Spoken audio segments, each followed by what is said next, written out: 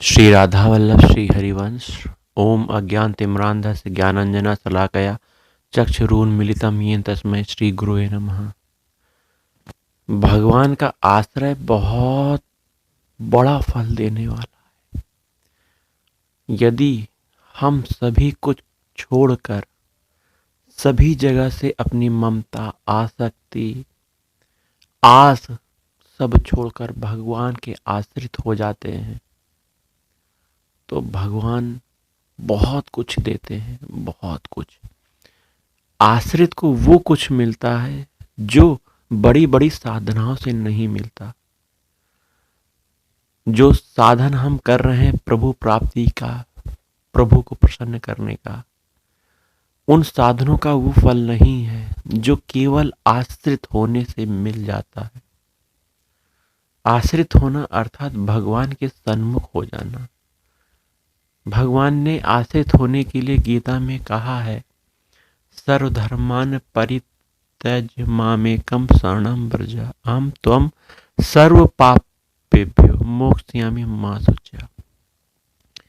अर्थात सभी जगह से आसक्ति को छोड़कर, सभी धर्मों को छोड़कर, जहाँ जहाँ तुमने अपने मन का अटैचमेंट किया है, अपना संबंध माना है, यहाँ तक अपने शरीर का बल ये भी माना हुआ है, यह सब छोड़कर भगवान के आश्रित हो जाओ, उन्हें अपना मानो।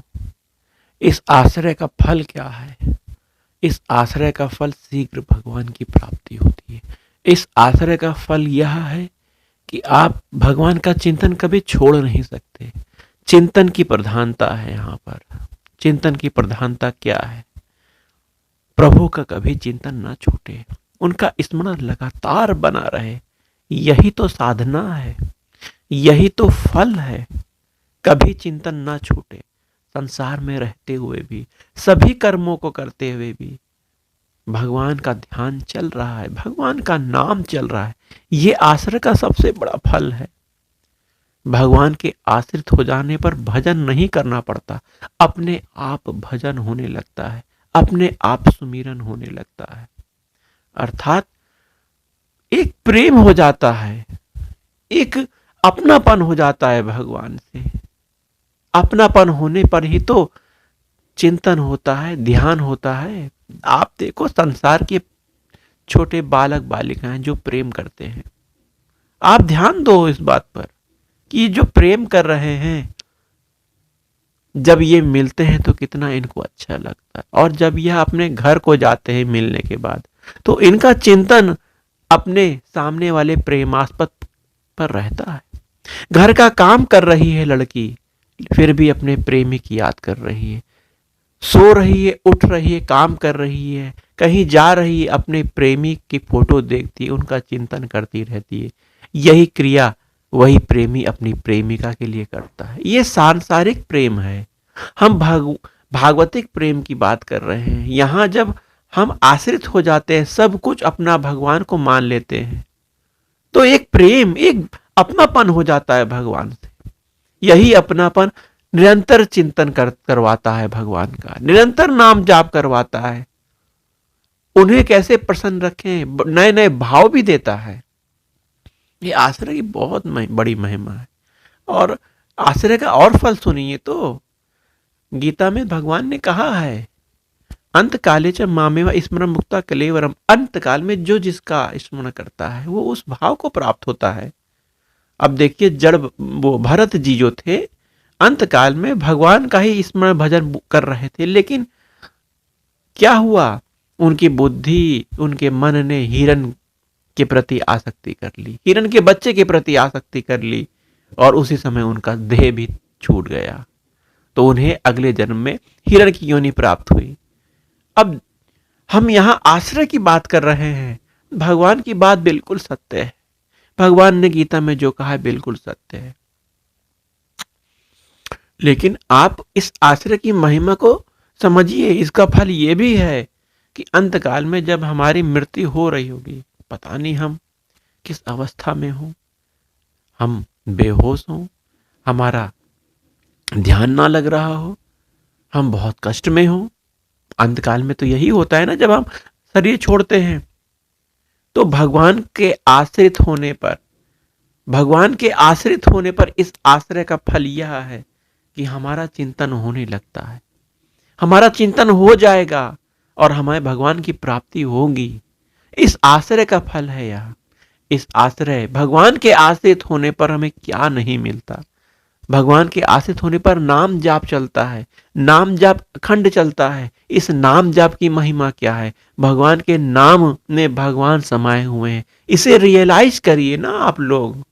आप विश्वास नहीं करते, निष्ठा नहीं करते। इस बात पर विश्वास करो कि भगवान के नाम में भगवान स्वयं बैठे हुए हैं।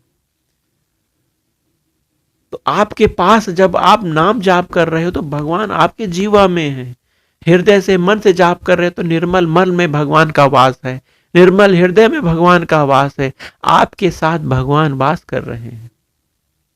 नाम के प्रभाव से क्या कुछ नहीं हो सकता, भगवान की प्राप्ति हो सकती है। असली जो बल है, संपत्ति है, धन वैभव ऐश्वर्य सब नाम के बल से प्राप्त होता है। नाम के बल से ये धन प्राप्त करना चाहोगे या सच्चिदानंदमय भगवान श्री कृष्ण श्री राधा वल्लभ लाल के चरणों का प्रेम प्राप्त करना चाहोगे? सौदा आप ही कर लो। एक सौदा आपको दुख ही दुख देगा, क्योंकि आप संसार और शरीर का भोग मांग रहे हो, और दूसरी तरफ आपको परम आनंद, परम शांति, परम सुख प्राप्त होगा, क्योंकि आप भगवान को मांग रहे हो, भगवान की चरणों की सेवा मांग रहे हो। इस आश्रय, इस नाम के बल से आप प्राप्त कर सकते हो। तो आपको ही यह चूज करना है, निर्णय लेना है कि मैं भगवान से क्या मांगूं। हाँ, अगर आपने प्राथमिक रूप से भगवान की मांग की है, मुझे भगवान चाहिए, नहीं मुझे संसार का खिलौना नहीं चाहिए। भगवान देते हैं संसार के खिलौने, अर्थात भोग देते हैं, धन संपत्ति, ये जो भोग आपको मिल रहे हैं, पद प्रतिष्ठा, ये सब भगवान फेंकते हैं कि बच्चा इसमें खेलेगा और मुझे भूल जाएगा। भगवान की माया आती है, ये भगवान की माया भगवान की तो है और भगवान से विमुख करना चाहती है। आप स्वीकार मत करो इन खिलौनों में। आप राजी हो प्राथमिक रूप से कि मुझे केवल और केवल राधा वल्लभ लाल चाहिए, उनके चरणों की सेवा चाहिए, वो चाहिए, मुझे राधा जी चाहिए, मुझे मेरे कृष्ण चाहिए। तो इस तरह जब मांग होगी, अनन्य भाव से भगवान का भजन करोगे, भगवान का चिंतन करो, भगवान प्रसन्न होंगे। भगवान यही तो देखते हैं कितना वो मुझसे प्रेम करता है, कितना अपनापन रखता है, कितना निष्ठा रखता है। भगवान भाव ही देखते रहते हैं और क्या। भगवान बहुत प्रसन्न होते हैं जब निष्काम भाव से भक्त भगवान को पुकारता है, आह भरकर भगवान को पुकारता है, रोकर भगवान को पुकारता है। यही प्रेम है, यही सच्चा प्रेम है। सच्चा प्रेम संसार में नहीं है। संसार में जो प्रेम आप देख रहे हैं वो तो एक व्यापार ही है, क्योंकि दोनों तरह का की कोई ना कोई कामना पूर्ति हो रही। यहाँ आध्यात्मिक प्रेम है, भगवान से प्रेम है, यहाँ कोई कामना वामना नहीं होती। बस भगवान को प्रसन्न करा जाए, भगवान कैसे सुखी हूं, चाहे कष्ट मिले मुझे, यही भावना होती। तो चलिए आज के प्रसंग में भगवान के आश्रित हो जाते हैं। इस प्रसंग को सुनिए और भगवान के आश्रित हो जाइए। सुग्रीव को देखिए ना, कैसे भगवान के आश्रित हो गया। उस सुग्रीव के आश्रित होने के बाद भगवान ने उसे उसका राज्य दिला दिया, उसे उसकी पत्नी दिला दी।